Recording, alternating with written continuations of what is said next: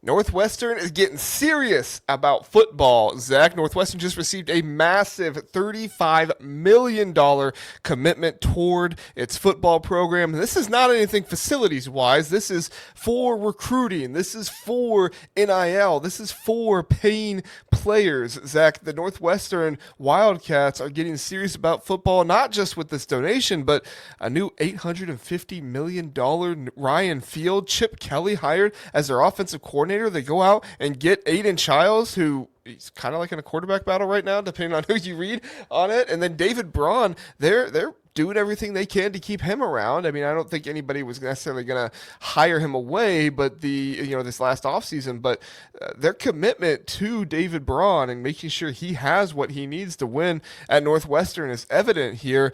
Zach, a lot of Northwestern fans very excited, thinking, hey, we could get 7-8 wins this season. I know our friend College Football Sam predicted 8 wins earlier in the offseason. I don't know if his prediction is still there, but Zach, if this team does say get 8 or 7 wins this season, we're looking at a possibility where they could come back next year and have a nearly $40 million roster, which apparently is the going rate for a national contender right now. I don't know if they'd spend it all in 1 year, but are people underrating the fact that Northwestern could be, a legitimate football program going forward? Maybe like the next Vanderbilt type of situation. Could we see this team at some point get a 10-2 season or something like that?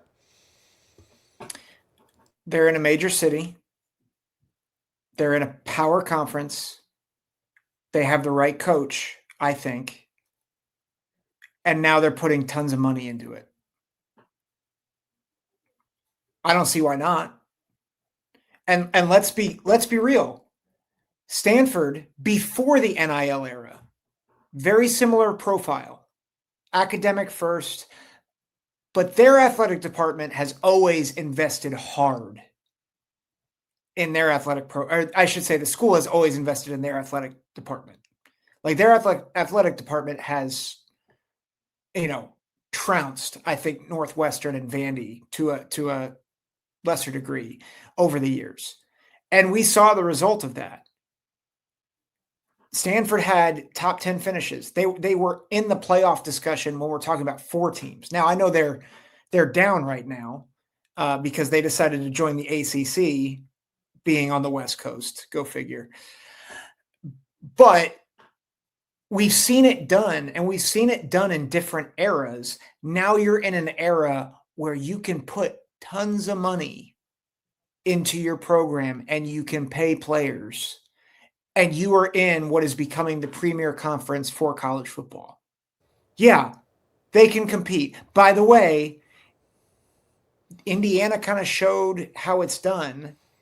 And while Indiana is not the same academic profile that Northwestern is, I don't think that can be an excuse anymore for holding you back. Yeah, no, I totally agree. And I think Northwestern's doing this the right way too, because what do we know about Stanford? What do we know about Vanderbilt? Incredible quarterbacks, incredible offense, right? Now, I'm not saying that Aidan Chiles is the next Andrew Luck or anything like that. Please don't hear me say that. But they went out, they got somebody who they feel like, could be somebody really impactful for Chip Kelly. David Braun said, look, I can get a deal with this guy. He's not the most attractive coordinator in the world, but he just won a national championship back in 2024, kind of flamed out at the Raiders. But guess what? The NFL is not the same as college football, baby. I mean, you can win in college football, but not win in the NFL, even in this era today. I mean, a lot of it before was like, control of guys and stuff like that as a head coach. In college, you could kind of control people better. And, the NFL, you had players that were making more money than you, so it was a little bit more difficult to control them. Ask Nick Saban, ask Urban Meyer how that worked out for them. But when I look at what Northwestern is building, when I look at the way they're building it, a lot of Big Ten teams think, okay, defense first. And I think defense first can get you to be a consistent 7, 8, maybe even 9 win football team. Ask Iowa, right? You can be that. But if you want to have that one special season where you kind of, vault up there and beat one of the top teams in the conference, don't forget Vanderbilt beat Alabama, right? Vanderbilt beat Alabama. If you want to vault up there and be able to get a win over an Oregon, get a win over a USC or a Michigan or something like that, boom, this is how you make it happen. Is you invest in the offense, you get high powered in that situation, in that play. You might not be the most consistent team in the world, but through good coaching and good discipline, you should be able to be good enough to squeak out some games. And then when you play the really big teams in the conference, yeah, go all for it and take care of it with your offense, because if you can get a highlight reel offense like Vanderbilt had, you might be able to get some wins. Now, the only thing, well, I'll let you respond really fast, and then I do have one more other thing I want to point out. What do you think about that? I mean, I think you're spot on. Like, I think we're both saying is what Northwestern is doing is they're raising their floor as a program while also giving themselves an opportunity to do something special. The only other thing I would say is that one of the reasons why I think Vanderbilt was able to come up and be a top team in the SEC is my theory on the SEC for a while now, right? Is that, you know, the teams at the top of the Big Ten got better, and that's how they went up and they became the top tier of college football. The teams at the top of the SEC got worse, and so that's how the Big Ten has started to beat the SEC. I still think the SEC and the Big Ten's depth, the middle of the conference, is more even than people think. I just think it was the top of the conference where the Big Ten went up, and the SEC went down more toward the depth level of their team. Now they're still better, right? Georgia, Texas, these teams are still better, but they are not quite as dominant. And I think that's what gets a lot of people confused. And I think that's why Vanderbilt was able to get a team like Alabama, because Alabama didn't just go, down. They really went down considering where they were at before. They were, top of it all in college football. They really went down, and that's how Vanderbilt was able to, pull off the upset and really start get some recognition for themselves. For Northwestern, you might be able to pull off the upset against a USC, a Michigan, somebody like that, right? But it's going to be really, really difficult to do it against the Ohio State, the Oregon, or the Indiana of the world, just because of how high those teams have gotten in college football right now. I'm not saying it can't happen. I mean, obviously anything can happen, but it's not like those teams are at the level that Alabama was when Vanderbilt beat them. Right. Well, and I think that's like Indiana. We keep saying Indiana is the blueprint in some ways. Again, you never want to set those expectations, because and I do think Indiana was a little bit different. This feels a little bit more like the Vanderbilt and the Stanford that you said earlier. Sorry, go ahead. Yeah, well, and I think you have to compare it to them because of the profile, right? Yeah. The academic profile, the Sure. school profile. There's certainly different schools, and there's different priorities at each of those institutions. But at the end of the day, there is a pathway for Northwestern to become I don't want to say an annual powerhouse, but to be a team that can jump up and get somebody, absolutely. But it is harder in the Big Ten, because I think, and I think you put it really well. Even on an Oregon off night, they're able to hold off like a Wisconsin or Indiana on an off day held off Penn State and Iowa. And Right. and Iowa was a stinking good team. Ask Vanderbilt. Mm-hmm.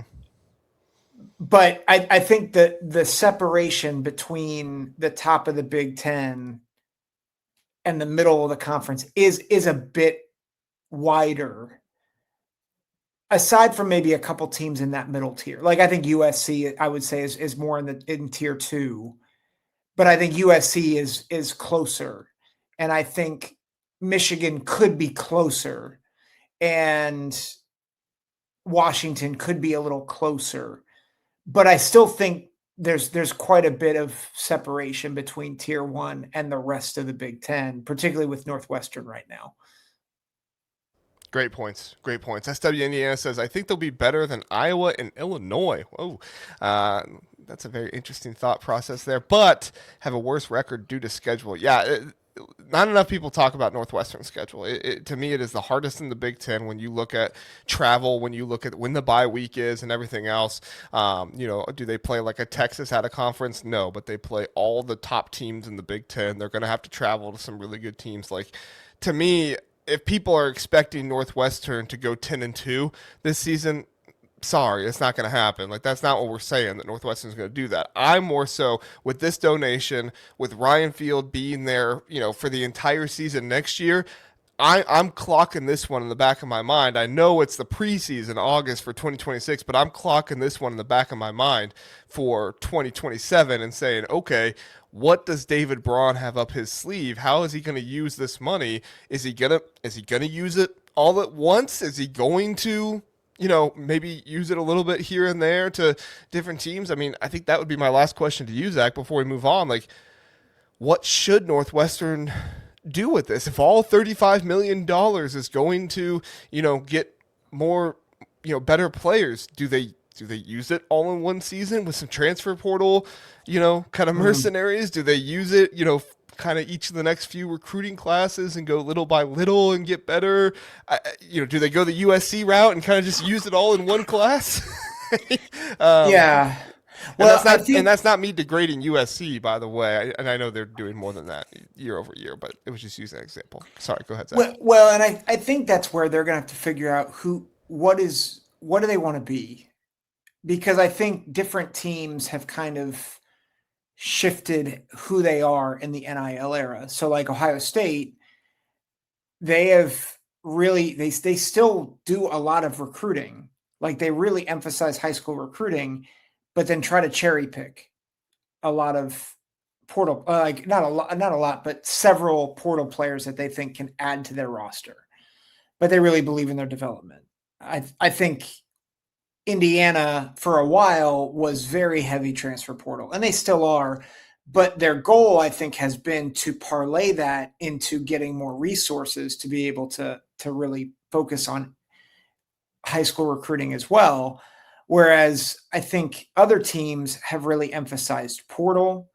I think other teams have really emphasized certain classes. So I think that's probably the biggest question, and I don't know if we have the answer yet, is what is David Braun and their director of player development, what is their strategy with this funding, and how do they actually think about how to use those funds and build their roster?